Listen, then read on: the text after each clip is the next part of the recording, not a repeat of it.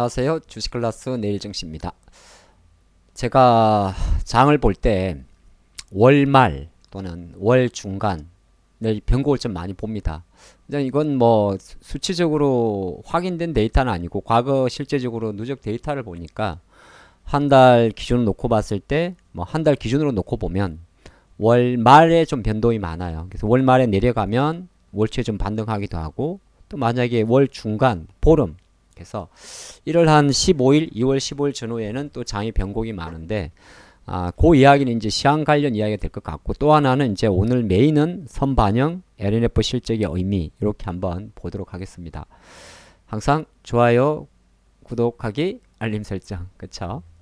자, 시장은 이게 참 많이 언제 우리가 하락을 멈출지 참 요즘 투자가분들이 조금 힘들죠. 저희도 마찬가지인데 이게 이렇게 내려갈 게 아니거든요. 뭐 아니라는 장은 없습니다. 이렇게 내려갈 수도 있기는 있어요. 근데 코스피가 워도 정신을 못 차리니까 뭐 코스닥도 이렇게 정신을 못 차릴 수는 있어요. 뭐 있긴 있는데, 그래도 오늘 그나마 조그마한 변화가 좀 줬다면, 이거 변화까지지만 사실 우리는 주식을 하면서는 아주 미세한 변화에 주목을 해야 됩니다. 그 미세한 변화는 뭐냐면 이제 하락 일수를 말하는데, 사실 일수를 가지고 주식을 하진 않아요. 하지만 오늘 그래도 전일 대비해서 한 9거래일 만에 지수만 놓고 봤을 때는 2500선이 마감을 하면서 어느 정도 하락세를 멈췄다는 겁니다. 뭐 멈춤이라는 거는 내려가다가 멈춘다는 거는 올라갈 수도 있지만 또 내려갈 수도 있긴 있습니다. 하지만 멈췄다는 거는 그래도 나름대로의 의미를 한번 실어보는 거고요. 그리고 이제 두 번째 자료 같은 경우는 제가 많이 보는 건데, 실제적으로 이제 우리가 투자자별 동향에서 이렇게 볼 수가 있어요. 어떤 거냐면, 뭐 누차 주식 클래스에서 이야기를 드렸지만은 지금 시장의 중심이 외국인은 뭐 거의 스탠스가 매수가 그렇게 이탈하지 않고 있는 거고, 거의 기관의 매도가 워낙 많이 들어왔단 말이에요. 뭐 요건 빼고요. 요거는 삼성전자 이야기니까. 근데 투신 쪽에서 오늘 1894억 정도가 새해 첫날 정시가 이때부터 빠있지 않습니까? 그럼 가장 많이 들어왔습니다. 그러면 이게 뭐 그렇게 가시적으로 보이지는 않지만은 그래도 오랜만에 여러가지 조합에서 금융투자의 매도세도 일단 멈칫했다, 이렇게 볼 수가 있습니다. 그리고 세 번째가 미국이 지난주에 물가지표를 발표를 했죠. 발표를 했습니다. CPI도 조금 이슈가 있었는데, 어쨌든 국채금리도 3.9% 정도면 한 4.1까지 가려다가 멈춘 거죠. 여기에 이제 재료가 사실 1월 달에 원래 조금 신경 쓰이는 부분이 미국 임시 예산안이었는데 다시 3월 달로 연기했다는 이야기가 있어요. 그런 관점에서 놓고 보면 또 국채 수익률 급등에 따른 부담감은 조금 내려놨습니다. 이렇게 장을 봤고, 이제 우리 장으로 들어와서 오늘 내용과 똑같은 LNF 이야기를 한번 해보도록 하죠. 자, LNF는 대표적인 2차 전지 양극재 회사입니다. 에코프로 비행과 함께. 그죠? 지금 우리가 4분기 실적 같은 경우는 그렇게 많이 신경을 안 쓴다고 합니다만, 시간의 반응을 놓고 보면 약시 신경을 안 쓸 수가 없는 거죠. 이거는 LNF에만 끝나는 게 아니라 앞으로 실적을 추정치를 발표할 포스코 퓨처엠, 에코프로 비엠 등등에도 간접적인 영향을 미칠 수는 있긴 있습니다. 근데 한번 보도록 할까요? LNF의 이 지금 내용인데, 일단 조금 주목됐던 부분은 4분기다 보니까 뭐 실적이야 예상치는 사실 뭐 이렇게 69 예상해서 2,800은 쇼크라 볼 수 있는데, 제가 본 거는 매출액이 이렇게 9천억대에서 6천억대 밑으로 뚝 떨어진 거예요. 그러면 아예 물량 자체를 푸시를 못했다는 겁니다. 그죠? 어떤 이야기죠? 물량 자체가 안 밀린 거죠. 영업이익이 내려간 거는 리톤 가격의 하락을 이야기할 수 있는데, 매출이 하락한 거는 아예 이게 재고가 안 나간 겁니다. 그쵸? 실제적으로 최근 분기의 실적을 놓고 보면 그래도 매출 기준으로 1조 2천억, 1조 3천억, 1조 3, 1조 2천억 하다가 6천억으로 뚝 떨어졌으니, 이번 4분기에 우리 시장에서 그런 이야기를 많이 했거든요.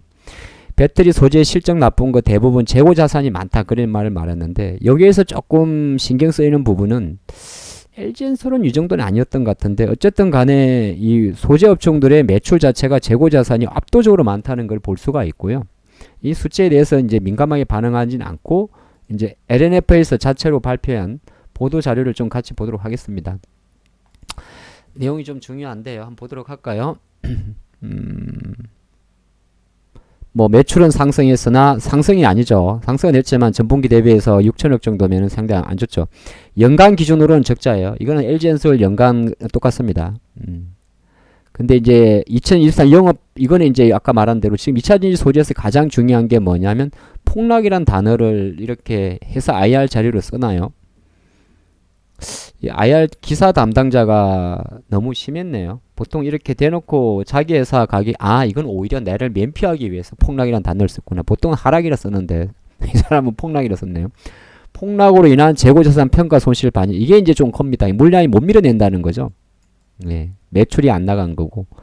그래서 재고자산 평가 손실이 발생한 요게 이제 가장 큰 겁니다. 근데 이거는 LNF에만 있는 게 아니라 포스코나 에코프로에도 동일 사항이 좀 될 수가 있다. 그걸 우리가 이제 주지를 해야 될 부분이고. 나머지는 이제 그러니까 요렇게 이거 표시하는 거는 사실 어떤 거냐면 이런 건 있어요. 여기서 한 가지 볼게. 사실 재고자산 평가 같은 경우는 현재는 손실이지만은 나중에 이 물량이 나가게 되면 이익이라는 걸 반영하기 위해서 아마 이렇게 표시를 했을 겁니다. 그러니까 재고자산 빼고 나면 우리는 260억 정도 이익이란 이야기고 포함되게 되면 2,500억 손실이란 이야기거든요. 근데 이거는 재고자산 평가 손실 같은 경우는 현재로서는 나쁘지만은 언젠가 이 물량이 나가면 플러스로 된다기 때문에 다른 한편을 놓고 보면 솔직히 말해서 그러니까 아 다르고 어 다른 건데 이것도 근데 똑같아요. 기업 실적에는 재고자산 평가 손실을 회계 기준으로 손익으로 반영을 합니다. 그러니까 물량이 못 밀어낸 거기 때문에 이제 언제 밀어낼지는 우리는 알 수는 없는 거죠. 이거는 반도체에서도 삼성전 옛날에 그 보게 되면 재고가 많다. 공장에 재고가 많은 걸 말하는 거거든요. 밖으로 못 밀어내가지고. 그건 이제 이 LNF의 전방 수요가 LG라든지 SDI가 물량을 안 가져갔겠죠. 예를 들어서 그런 이슈가 있습니다. 근데 이제 요거는 제가 생각할 때는 물론 평가 손익 자체는 회계 규정이니까 만약에 리튬 가격이 올라가면 이건 또 플러스로 나긴 납니다. 못 밀어내도. 근데 일정 부분 요 현재의 가정에서 놓고 보면 제가 본 포인트는 뭐냐 하면 리튬 가격의 하락도 있긴 있지만은 그래서 에코프로든 LNF든 4분기나 1분기 같은 경우는 생각보다 많은 이 피해에 대한 압박을 받을 가능성이 높습니다. 가격이 이제 내려가면서 재고자산 평가 손실이 발생하는 부분.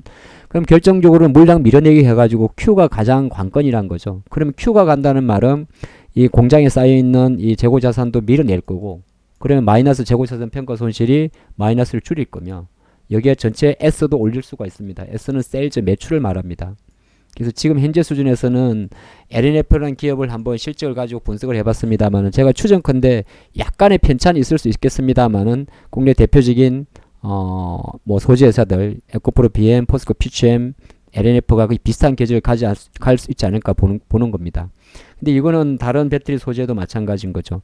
주가는 이 실적을 발표하고 나서 시간에 많이 빠르게 하락을 합니다만은 사실 이거 가지고 만약에 여기서 LNF 이슈 때문에 에코프로 BM마저도 시간에서 일정 부분 반영을 할 건데 중요하게 바라보는 거는 저는 그런 생각을 하고 있습니다.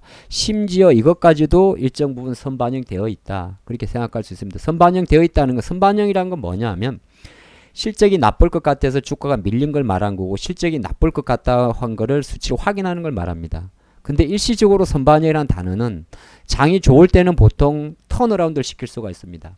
장이 좋다는 건 뭐냐면 주식이란 게 참 그래서 어렵다고 하는 건데 실적이 나쁠 거야 해서 이렇게 누워 있습니다. 누워 있는데 전체적으로 만약에 전방 산업의 회복이나 시장이 좋다고 보면 그거를 선반영으로 해석을 해버리는 거고 지금처럼 장이 이렇게 흘러내리고 지지지지 부진할 때는 LNF 이슈 자체가 직간접적으로 여타 배터리 소재 쪽으로도 영향을 미칠 수가 있다는 겁니다.